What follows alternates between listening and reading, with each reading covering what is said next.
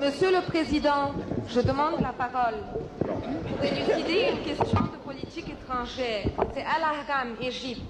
Au moment où le Conseil de sécurité condamne le raid israélien sanglant en Tunisie à unanimité, croyez-vous que le moment de renouer les relations diplomatiques avec Israël est-il propice? Et serait-il éventuellement un moyen pour amener en tant que médiateur et sage de l'Afrique Israël à la politique du dialogue que vous preniez et à la raison au lieu de la politique de terreur et de violence qu'elle sème au Liban, en Tunisie et dans les camps de réfugiés palestiniens, refusant toutes les tentatives de paix, de conciliation? Quelle serait votre contribution éventuelle comme homme de paix et comme sage à la réalisation du noble objectif de paix qui est le vrai combat dans lequel l'Égypte de Moubarak s'est engagée dans une course contre la montre pour dérober la question palestinienne de l'impasse et sauver une paix à laquelle les actes d'Israël font ombrage et découragent? Madame, il faut rétablir la situation dans leur contexte. Depuis 1973, les pays africains ont rompu les relations diplomatiques avec Israël. Qu'est-ce que cette rupture a apporté dans la solution du problème posé?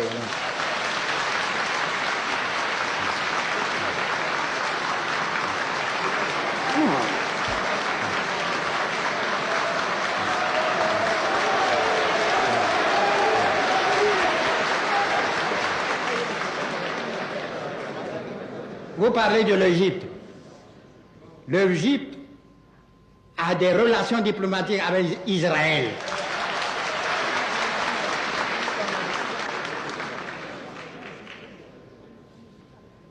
Non, il faut que nous puissions parler. Nous sommes un pays indépendant et libre et souverain. Nous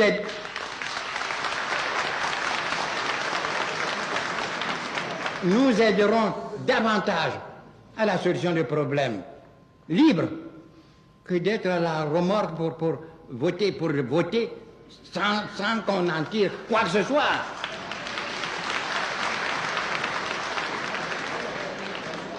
Voyez-vous, nous sommes entre nos frères. Vous parlez des Palestiniens. Est-ce que vous, Arabes, vous avez une politique palestinienne?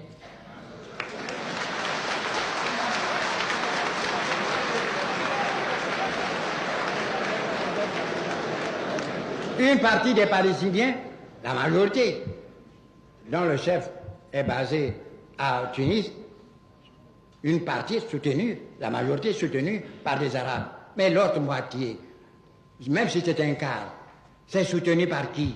Par les Syriens arabes. Et qu'est-ce que vous dites de cela? C'est là le vrai problème. Vous voulez traiter pour une Palestine unie, et nous sommes d'accord avec vous. J'ai des relations avec Arafat. Mais qu'est-ce que vous faites? Prenez garde.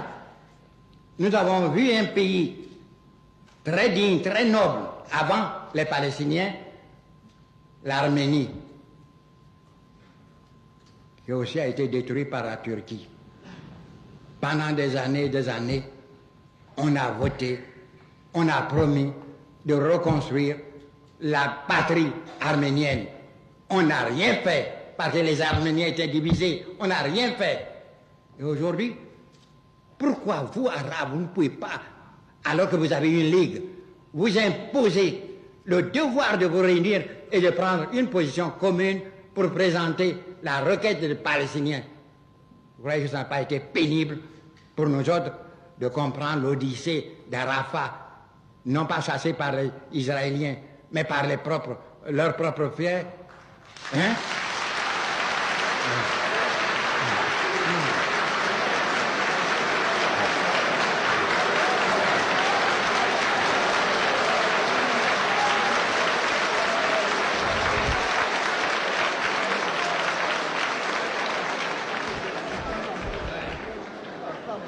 Ne mêlons pas la passion à une affaire aussi grave que froidement.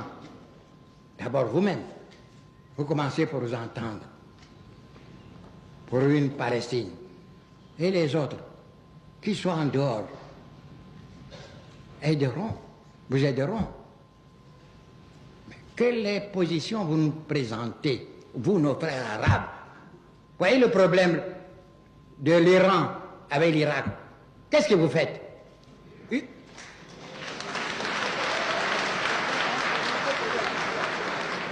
Une partie de nos frères arabes sont avec l'Iran, l'autre partie avec l'Irak.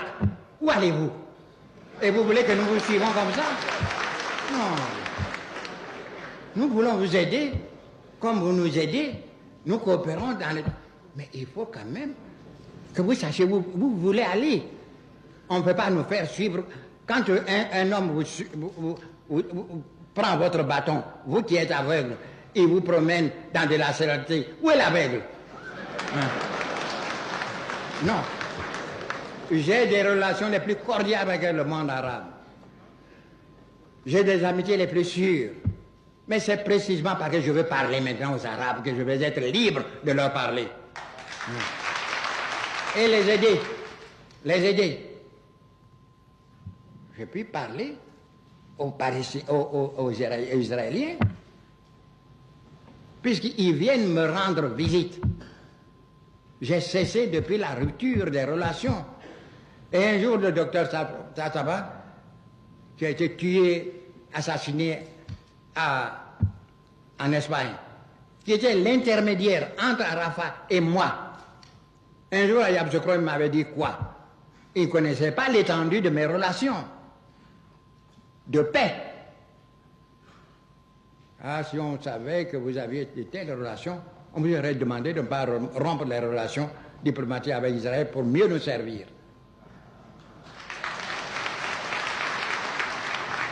Nous sommes pour la paix, elle est une et totale. Nous pouvons apporter quelque chose. Nous ne surestimons pas nos positions. Nous sommes un petit pays à la tête d'un petit pays, un petit homme, petit chef à la tête d'un petit pays. Mais nous voulons parler avec toute la liberté nécessaire, puisque nous sommes mus par aucun souci d'argent. Nous ne demandons rien à qui que ce soit. Nous sommes indépendants à l'égard de quiconque.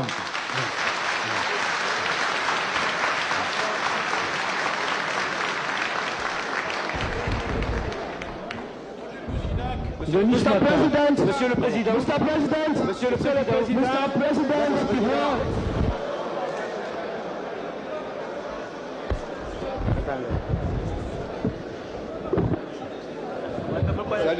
la Côte d'Ivoire est incontestablement un État souverain. C'est à la Côte d'Ivoire de décider et de tracer sa politique. C'est incontestable. Et nul ne peut lui contester ce droit, c'est un fait. Mais il y a certaines vérités à rétablir. Certainement qu'avec des rétablissements, avec des relations diplomatiques, on pourrait croire qu'on pourrait servir la paix. Mais c'est un fait. Depuis 1965, Bourguiba a appelé au retour à la légalité internationale. Israël n'a pas suivi. Il a appelé au retour au partage de 47. Israël s'y est opposé. Récemment, n'allez pas loin. Que faites-vous avec les Européens? Avec l'Europe, avec l'Amérique qui se tient Israël? Est-ce que vous avez rompu des relations avec? Non. Alors, de solidarité arabo-africaine, c'est au nom de ce principe. Ah non, mais c'est pas ça. Le monde est fin, non, c'est pas sérieux. C'est pas sérieux. Non, non, non.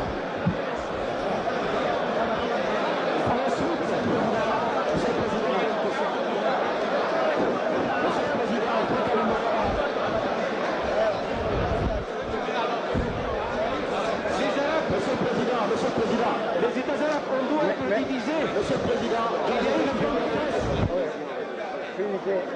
Finissez la question. Voulez-vous finir la question? Voulez-vous finir la question? Allô? Écoutez, qu'il finisse la question. J'ai dit que nous ne devrons à aucune question.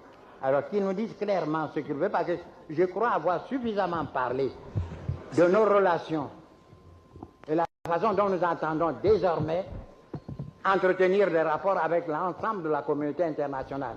Vous voulez que nous soyons un peuple diminué, un pays diminué, que nous n'avons plus le droit de prendre des positions nettes, favorables à la paix? Vous voulez que nous soyons une sorte de robot pour voter des motions et des motions? Ah non, Ah non.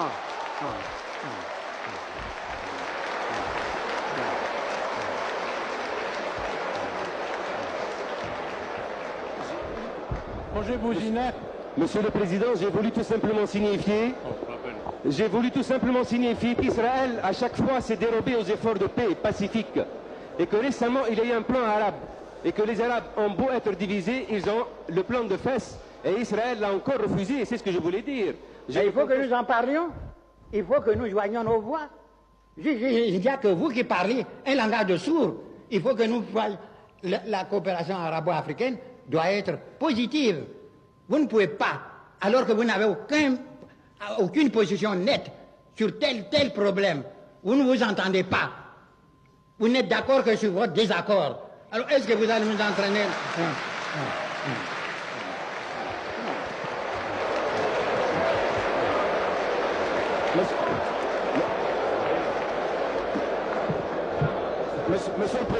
Monsieur le Président, John-Joseph Mboro, Africa numéro 1. À propos du Conseil de l'Entente, s'il vous plaît. Monsieur le Président. John-Joseph Mboro, Africa numéro 1. Agent de presse sénégalaise. Voyez-vous, nous sommes à la tête d'un petit pays, certes, mais un pays rassemblé. Ces 60 tribus dans le cadre de notre mouvement, qui est le ciment de cette unité. Si cette vidéo vous a plu, n'hésitez pas à liker, partager et vous abonner pour découvrir d'autres archives majeures de l'histoire africaine.